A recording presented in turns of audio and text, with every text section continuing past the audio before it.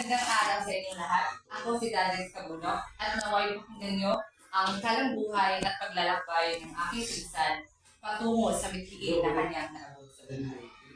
Siya si Regeno Valtio Cabulok, mas kilala sa aming tawag na Union.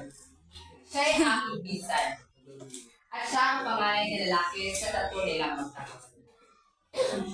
Siya ay nakapagtapos ng porsiyong kriminolohiya at umiral ang kanyang pag-aaral at siya ay naging hamak na isang pulis. Pero bago niya narating ang pangarap na iyon, dumating ang paghihirap at pagsubok sa kanya. Siya ay nabalian ng paa dahil sa pagsasanay.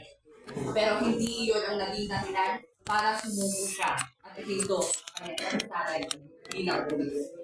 Umutang sila ng malaking halaga sa bangko. At siya'y umiyak dahil hindi madali ang pagsasanay bilang upang maging hamak na isang pulis.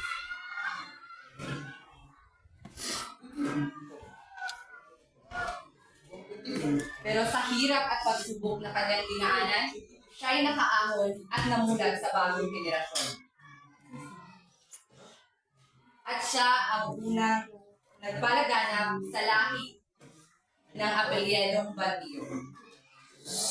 Balang araw, gusto mo maging katulad niya, na sa kahit anumang pagsubok at paghihirap na darating, ito'y kanyang lalampasan at siya'y nasusunod.